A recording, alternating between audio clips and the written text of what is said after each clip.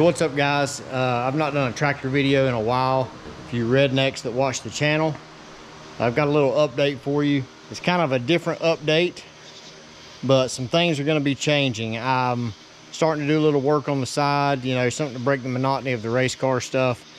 And I've decided to upgrade equipment just a little bit. So Mr. Kubota back here, Mr. M4, is going to be traded in tomorrow. So I've been working on a deal for about a month and a half now on another piece of equipment, and you'll find out what that is tomorrow when I go pick it up. But it finally, everything panned out today, worked out, so we made the deal, and I'm going to be trading this sucker in. But I have to say, I've had nothing but good experience with the tractor. The only flaw that it probably has is the little slight hydraulic whine it gets whenever it gets really hot coming from the back. I think it has something to do with the four-wheel drive solenoid or something, because you can switch it in and out of four-wheel drive and it'll make the whine stop. Or yeah, another secret is if you disengage where you're not pushing both the brake pedals at one time, it won't whine, but if you push them both at the same time, it will. So I don't know what's going on with that. That seems to be a widespread problem with the Kubotas, but it never has affected the performance of it or what the tractor does. It's just a, you know, annoyance to the ear whenever it decides to do it. But I would buy this tractor again because I love this tractor. Everything about it, its physical size is about perfect for everything I do. It'll handle, you know, the big bush hog swinging on the side of the hill. It never gets tipsy. I've had this thing up on just the front wheels going off a bank, and it gives you no indication that it's not stable. I like the large front tires. You know, a couple of the M series tractors, they'll have the smaller front tires. This has really large front tires. I like that. We've been able to make some money off developing this cover for the hydraulics controls down here for the lift. And that's done really well on our website, as well as the tie down point in the front. You can barely see in the dark there with the clevis hanging off of it. So two products that's done really well. You guys seem to be able to use them a lot because we've sold a bunch of them. But later on down the road, I'll probably buy another tractor. I don't know what it'll be, but right now I can't afford everything at one time. So while I've got actually a lot of positive equity in this tractor and the hours are not too high, I'm going to use that to my advantage and trade it in on a stouter piece of equipment. So stay tuned to find out what that is in the morning.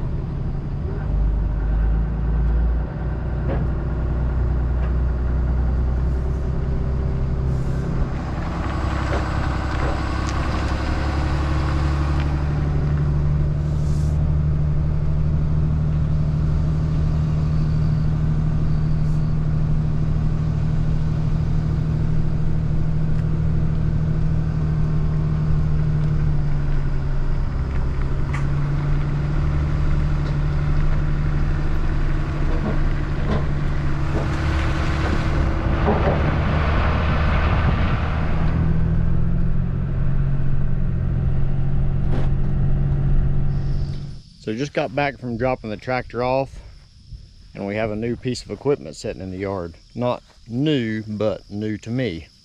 So here it is.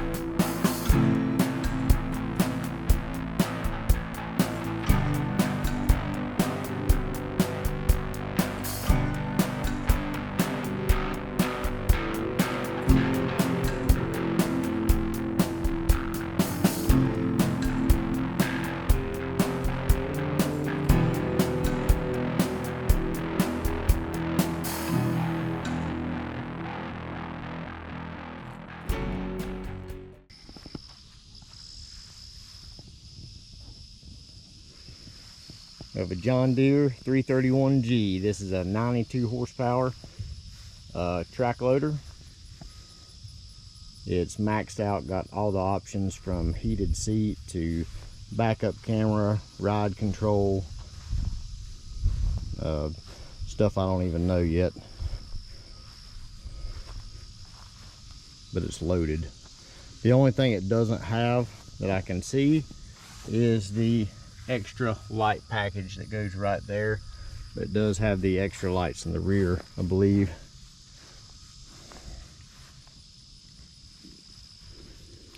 Reversible fan. I'm sure I'll figure out more stuff about it, but I was really lucky to find this thing. I've been looking for several months, and there's not a new machine to be had anywhere. You got to get on a really long waiting list, and then they just call you whenever your name comes up. Might be next year, might be a year and a half, whatever. So I'm kind of impatient, and I just happened to call Matt at James River on the right day, because they had a customer that his machine was due to be there in like a week, and he had this machine which only has 788 hours on it. I don't know whether he was leasing it or he bought it and traded it in or whatever, but either way, there was only one sales guy, or maybe two sales guys, that even knew about this machine, that it was going to be available. And every machine, even the used ones that we've tried to get my name on over the past few months, somebody already has their name on it within an hour of it becoming available. So I just about give up on getting one, but the timing was right, and we got me locked in on this one, and it's took nearly a month and a half, the whole process, to actually get this machine. But this week it all come to a head. The machine was delivered yesterday to James River, and I went up there and looked at it, and we ain't even signed the paperwork yet. We're gonna sign it Monday, but took the tractor up there this morning, dropped it off, and now the machine's here.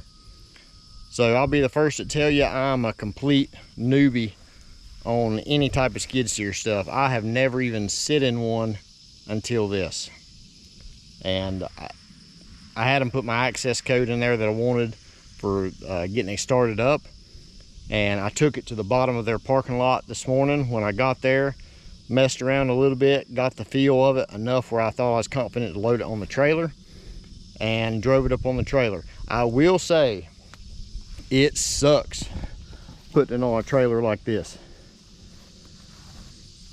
because when the machine gets right over at the breakover of the dovetail, the pucker factor was pretty good in the parking lot there. I'm sure it won't be no big deal after I get the feel of the machine, but something I've never been in, something that weighs this much. I mean, this is a 12,000 pound machine. I was really on edge, because right when it got on the breakover, you know, it's sitting there teetering back and forth, and I put the bucket down, tried to counter the weight and all that stuff, and with nothing but the bucket on the front, it's really kind of tippy. It's not a good feeling putting it on the trailer. That's why I guess you see a lot of guys using the lower trailers, the tilt trailers and stuff, to haul these things, just because it feels more comfortable loading them. But I'm sure it won't be no big deal. Give me a few weeks to mess with it and get comfortable with it, and it'll be no big deal. But nothing like a tractor, I can tell you that. So that's pretty much it. I'm gonna kind of video different times me learning on this thing. I mean, don't make fun of me too bad, but there's gonna be a learning curve on this, I'm sure, but I'm just happy I found such a clean machine. I mean, this machine hasn't got any scratches on it really. It's even got the plexiglass front window. It's got a little scuff right there, but you can kind of tell the tracks. I'm gonna get some new tracks for it, because they've had a rough life, but the machine, you can look at it, the paint, everything else, it doesn't look like it's hardly been used. And going into the interior, kind of looks like the same thing. I mean, nothing's really worn out. Still got the sticker on the radio. Everything is super clean, and that's the way I like it. When you buy something this expensive, you want it to be really clean. It does have the optional pedals in there. I know you can switch back and forth to the old school controls, which I'll probably never use just because I'm starting out with like the ISO style controls features. That's what I'll probably stick with, because you know, I don't see the reason in adding more coordination and stuff to the mix when you don't need to. You can do it all with a joystick. So I'm excited. This opens up a lot of doors. I also got a brush cutter and a dump trailer in the deal as well, which I can haul this with the dump trailer, and the brush cutter will come in handy, you know, clearing lots and different things like that. So hopefully we'll put this thing to work, start making some money on the weekends, and have some fun while we're doing it. Because just like with race cars, started out as a hobby, now we're making money doing it. I like playing on machines, kind of a hobby, not really, but it's still fun. And if you're making money while you're having fun, that's what it's all about. Let's get inside this thing and have a look around from the seat. I will say it's kind of a learned way to get in this thing to where your butt don't hit these joysticks. Kind of start spinning around before you get through the door, but pretty roomy. I mean, I'm up 170 pounds, 5'9". You can see my knees there. My dad, he's a little bit heavier, maybe 220-ish, somewhere around there, same size, but a little bit thicker in the midsection, and it's wouldn't want to get much bigger person than him, I wouldn't think, in one of these and still be comfortable. Just looking at all the displays there, just a glance. All your different settings over here. I like that all the controls is kind of up here out of the way. I like that the screen and everything is up here also. You got the radio over here, and nothing is in this area, which visibility is limited on all these machines anyway. It's just the way it is. From what I can tell in here, I don't really see how you could improve it much in the design. But I will say, coming out of a tractor, especially a cab tractor that was the Ultra Grand Deluxe cab or whatever Kubota calls it, this is like leaving your living room and going into a single bedroom, like one from the old days where there was barely enough room to walk around the bed.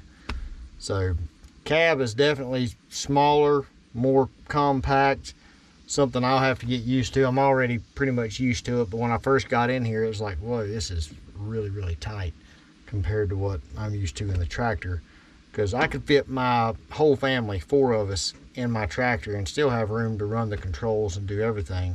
And you know, this, I guess I could sit one of my kids on this little thing here or on my knee, or they could stand right here in the floorboard area in between me. But once they get any bigger than what they are, then that's going to be out of the question.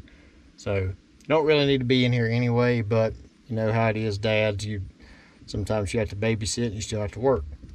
So to get this thing fired up and get the AC on, I'm pretty sure somebody busted the glass out of this thing. I've seen some residual glass and stuff laying in the floorboard, and this being a plexiglass window or polycarbonate or Lexan or whatever you want to call it, I'm sure that's why that's there and not glass, because they bust out so easy. So I've already fired this thing up, so I don't have to put the code in, but you have to put the code in to get it fired up. And then there you go. Didn't hold it down long enough. The AC feels really good. I'm gonna shut this door so it'll get cool.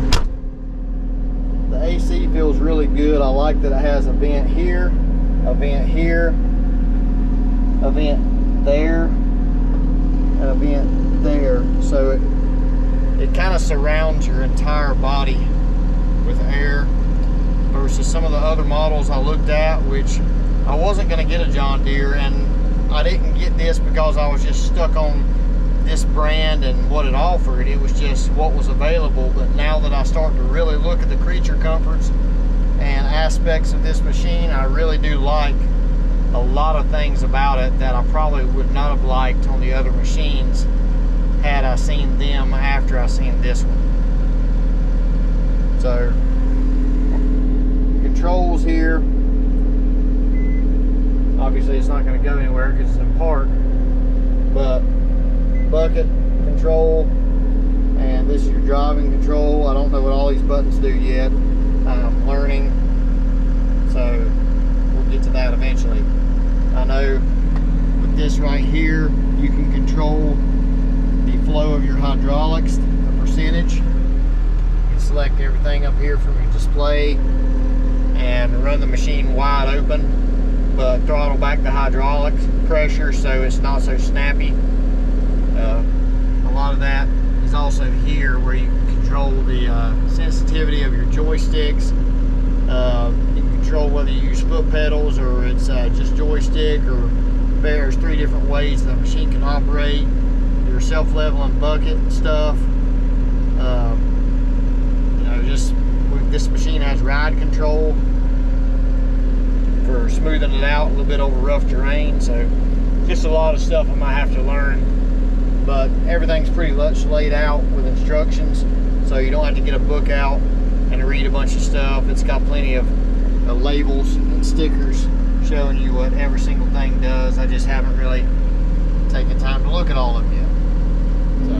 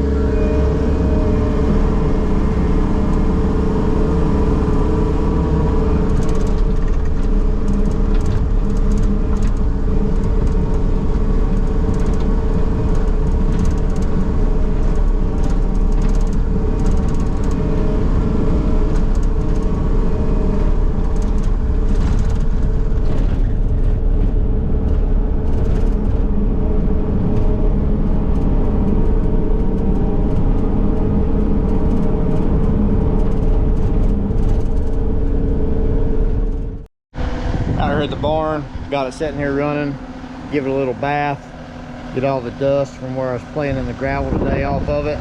It's about to come a pretty good storm. I'm trying to get the chores done out here with the animals before it rains. But first impression, it's really quiet. You can hear it sitting there running just barely. But the conclusion of the day is this is definitely not a tractor. Completely everything different from what the feel of a tractor is. So just a learning curve. I'm kind of taking it slow, just getting the feel of the hydraulics and stuff, trying to get where I'm smoother and not as jerky. I've got it dialed back where the hydraulics are less responsive, and I could probably dial it back even more, but just trying to take my time and learn how to really move through this the operation of the machine. That way I can know what I'm doing when I go out want something real. So come back tomorrow, probably play in some dirt down there in the arena, try to get a better feel for it. We'll get these chores done before we get blown away out here.